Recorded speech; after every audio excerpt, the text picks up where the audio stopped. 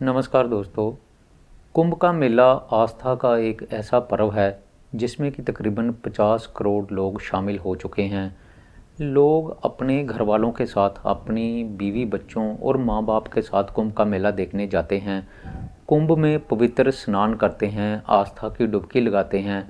दरअसल दोस्तों, ये महाकुंभ का मेला 12 साल बाद आया है, लेकिन इस आस्था के पर्व में एक बहुत ही घिनौनी घटना सामने आई है। लोग अपने पापों से मुक्ति के लिए आस्था से गंगा में डुबकी लगा रहे थे, लेकिन कुछ लोग ऐसे भी थे जो कि उनके घरों की बहू बेटियों की नहाते हुए की वीडियो बना रहे थे और इन वीडियोस को वो डार्क वेब पर बेच रहे थे।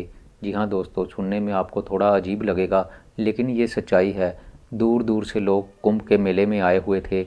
उनको पता भी नहीं चलता कि उनके साथ आई हुई महिलाओं की छुप छुप कर नहाते हुए की वीडियो बनाई जा रही थी और इन वीडियोस और तस्वीरों को ऑनलाइन हज़ारों रुपए में बेचा जा रहा था। सबसे पहले प्रयागराज से मामला सामने आता है और फिर धीरे धीरे परत दर परत सारा मामला उजागर होने लगता है।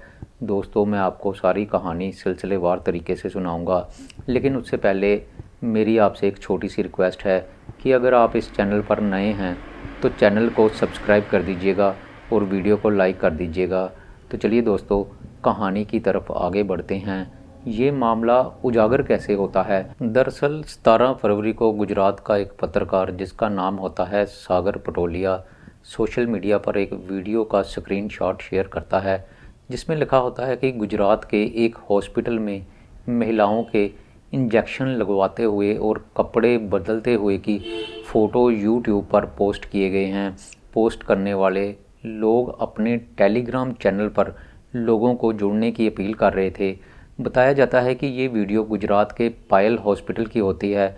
जब मामले की जांच की जाती है तो पता चलता है कि हॉस्पिटल के प्राइवेट सीसीटीवी फुटेज आगे टेलीग्राम चैनल पर बेचे जा रहे थे, जिसमें कि महिलाएं इंजेक्शन लगवाती हुई दिखाई दे रही थी, या फिर ऐसे वीडियोस थे जिसमें कि महिलाओं की जांच की जा रही थी।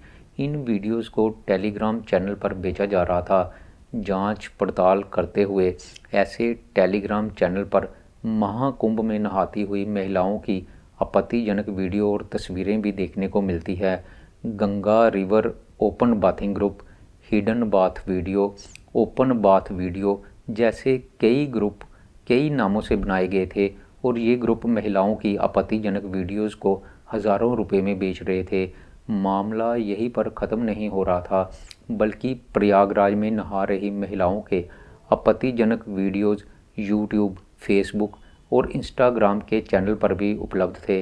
सारा मामला सामने आने के बाद पुलिस वालों के हाथ पैर फूल जाते हैं और जब पुलिस के आला अधिकारियों तक ये वीडियोस पहुंचते हैं तो पुलिस वाले इस मामले की तहकीकात में जुड़ जाते हैं। टेलीग्राम चैनल की जांच करने के बाद महाराष्ट्र से प्रज्वल तेली, राज पाटिल और प्रयागराज से चंद्र प्रकाश को गिरफ्तार किया जाता है। चंद्र प्रकाश के मोबाइल से कुंभ में नहा रही महिलाओं के वीडियोस अपलोड किया गया था। अब इस बात की जांच की जा रही है कि ये वीडियोस उसने खुद ही शूट किया था या फिर उसको कहीं से आया था। अब चंद्र प्रकाश से जब पूछताछ की जाती है तो वो ये बताता है कि उसने इस वीडियो को किसी दूसरे सोशल मीडिया प्लेटफॉर्म से डाउनलोड करके अपने यूट्यूब चैनल पर आगे अपलोड किया था, लेकिन वो पुलिस वालों को वो लिंक बताने में असमर्थ हो रहा था जिसमें कि उसने इस वीडियो को डाउनलोड किया था। इसलिए पुलिस वाले उसकी बातों पर यकीन करने को तैयार नहीं होते। पुलिस वालों को यही लग रहा था कि ये वीडियोज़ उसने खुद बनाई है। वीडियोज़ एक दो या तीन नहीं, बल्कि इन वीडियोज़ और फोटोज़ की जो तादाद है वो हज़ारों में थी। अब किसी एक आदमी का ये काम तो हो नहीं सकता। अब सबसे बड़ा सवाल ये था कि अगर ये काम एक आदमी का नहीं है तो कितने आदमी इस काम में शामिल हैं, या फिर कहीं ऐसा तो नहीं कि सीसीटीवी कैमरास को हैक करके इन फ़ोटोज़ को निकाला गया हो, क्योंकि सिक्योरिटी के लिहाज से कुंभ में हज़ारों की तादाद में सीसीटीवी कैमरास लगाए गए हैं। अब ऐसा भी हो सकता है कि हैकर्स ने इन सीसीटीवी कैमरास को हैक कर लिया हो और नहाती हुई महिलाओं की आपत्तिजनक वीडियोज़ जो है उनकी फ़ोटोज़ को सीसीटीवी कैमरास को हैक करके निकाल लिया हो, या फिर इस बात की संभावना भी है कि कोई ग्रुप जिसमें कि कई लोग शामिल होंगे वो मोबाइल कैमरा छुपाकर उन महिलाओं की फ़ोटो खींच रहा हो। अब इस बात से भी इनकार नहीं किया जा सकता। ये भी मुमकिन है कि कोई महिला गंगा में नहा रही हो और कोई कैमरे को छुपाकर या किसी हिडन कैमरा से उस महिला की फ़ोटोज़ जो है वो ले रहा हो। दूसरी बात, फ़ोटोज़ स्नान घाटों के अलग अलग जगह से बने हुए थे जहाँ पर कि महिलाएं नहाती हैं या कपड़े बदलती हैं। अब क्योंकि भीड़ बहुत ज़्यादा है, इसलिए जो महिलाओं के कपड़े बदलने के लिए अस्थाई शिविर बनाए गए थे वो कहीं ना कहीं कम साबित हो रहे थे, क्योंकि लोगों की तादाद ज़्यादा है। इसलिए महिलाएं बाहर ही मजबूरी में कपड़े बदल रही थी और इस समय ये दुस्साहसी लोग उन महिलाओं की आपत्तिजनक वीडियोस बनाने में लगे हुए थे। अब हो सकता है कि ये इंडिविजुअली लोगों ने बनाई हो, लेकिन इस बात की संभावना से भी इनकार नहीं किया जा सकता कि ऐसा काम करने वाले लोगों का कोई ग्रुप काम कर रहा हो। दूसरी तरफ महाकुंभ में नहाने के दौरान लोग खुद भी नहाते हुए अपनी वीडियो बनाकर शेयर कर रहे थे। अब ये भी हो सकता है कि इन महिलाओं की जो फ़ोटो है उनको वायरल करने वाले लोग सोशल मीडिया से ही उन लोगों की वीडियो को निकाल कर इकट्ठा कर लेते हों, जो कि खुद ही अपने नहाते हुए की वीडियो बनाकर अपने सगे संबंधियों को भेज रहे थे। लेकिन सबसे बड़े ताज्जुब की बात तो ये है कि इन वीडियोस को टेलीग्राम चैनल पर बेचा जा रहा था। टेलीग्राम पर बने हुए चैनल ऑनलाइन पेमेंट लेते और पेमेंट लेने के बाद ऐसे वीडियोस लोगों को सेंड कर देते थे। अब ये सारा नेक्सस काम कैसे कर रहा था? दरअसल महाकुंभ में स्नान के दौरान महिलाओं के कई क्लिप फेसबुक, यूट्यूब और इंस्टाग्राम जैसे प्लेटफॉर्म पर डाले जाते हैं और इन क्लिप को महाकुंभ 2025, गंगा स्नान और प्रयागराज कुंभ जैसे हैशटैग लगाकर सोशल मीडिया पर डाल दिया जाता है। और जैसे ही कोई इस तरह के वीडियोस को सर्च करता है, उनके स्क्रीन पर वीडियोस चलने लगती और इन वीडियोस को थोड़ा चलाया जाता और इस वीडियोस को पूरा देखने के लिए टेलीग्राम चैनल का लिंक दिया गया होता। अब जो लोग इस तरह की वीडियोस को देखना चाहते थे, या यूँ कहिए कि वो लोग जो कि गंदी मानसिकता वाले थे और इन वीडियोस को आगे देखने के लिए टेलीग्राम चैनल पर जाते हैं, वहाँ पर जाने के बाद उनको पता चलता है कि कई तरह की कैटेगरीज जो है इन वीडियोस की बनाई गई थी और बाकायदा इसके लिए उन्होंने रेट डिसाइड किए हुए थे। और ये ग्रुप जो हैं, ये लोग इस तरह की वीडियोस को 1000 रुपये से लेकर 3000 रुपये तक में बेच रहे थे और अगर कोई इन वीडियोस को डाउनलोड करना चाहता तो इसके एवज में उसको 1000 या 3000 रुपये तक की राशि देनी पड़ती। क्या इस तरह की वीडियोस को सीसीटीवी कैमरास को हैक करके बनाया गया था, या फिर कुछ लोगों ने खुद ही मोबाइल से इस तरह की वीडियोस को रिकॉर्ड किया था?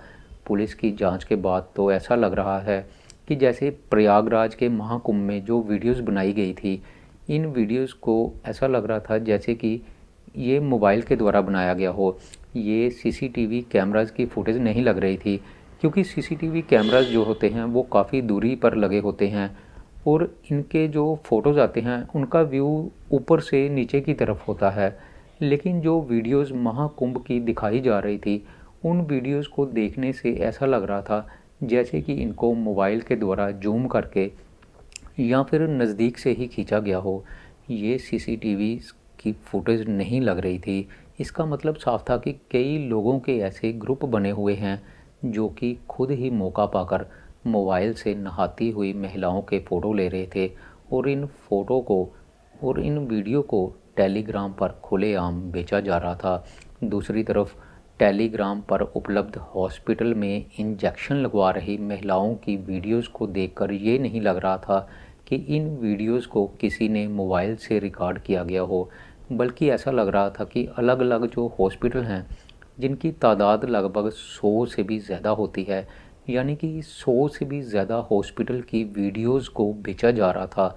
इन हॉस्पिटल की वीडियोस को देखने से ऐसा ही लग रहा था जैसे कि ये वीडियो और जो ये फुटेज हैं ये सीसीटीवी कैमरे की फुटेज हैं और ऐसी आशंका जाहिर की जा रही थी कि इन सीसीटीवी कैमरास को हैक करके इस तरह की आपत्तिजनक वीडियोस जो है वो निकाली गई थी।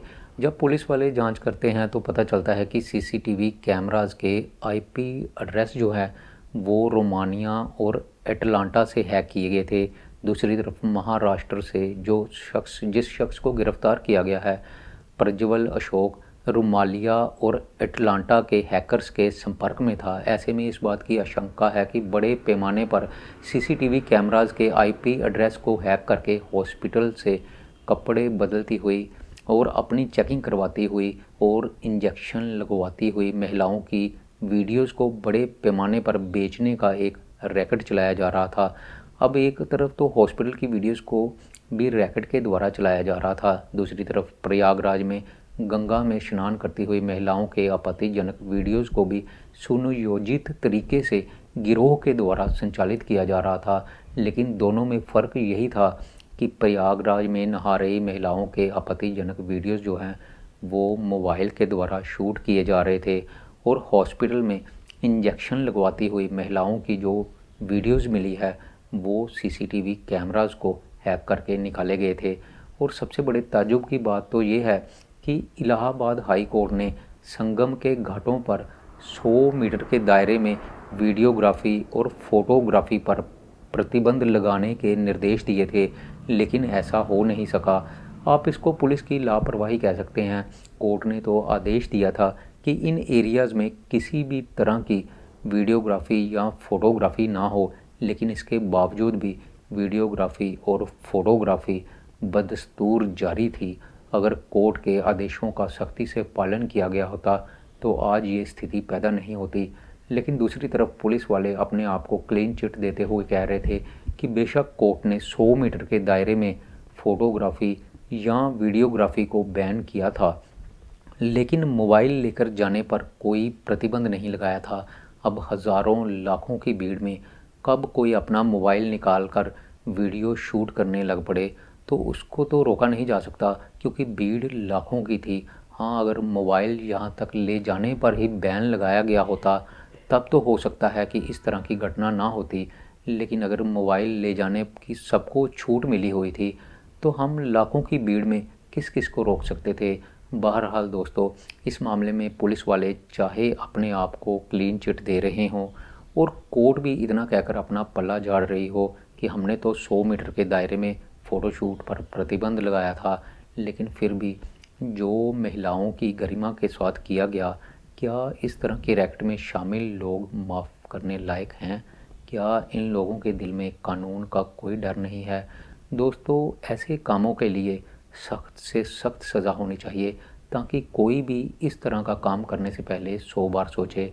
तो दोस्तों, मैं यहाँ पर यही कहना चाहूँगा कि मेरी आज की कहानी का मकसद आपको विचलित करना नहीं है, बल्कि मैं आपको सचेत और जागरूक करना चाहता हूँ कि कुंभ का मेला तो चलो अब ख़त्म हो चुका है, लेकिन इन फ्यूचर भी अगर हम अपने परिवार के साथ कहीं पर पिकनिक मनाने जाते हैं या किसी ऐसी जगह पर जाते हैं जहाँ पर कि हम पब्लिक प्लेस में नहाते हैं, हमारे घर की महिलाएं नहाती हैं, तो हमें इस बात का ध्यान रखना चाहिए कि क्या आसपास कोई चोरी छुपे मोबाइल लेकर फ़ोटो शूट करने की कोशिश तो नहीं कर रहा।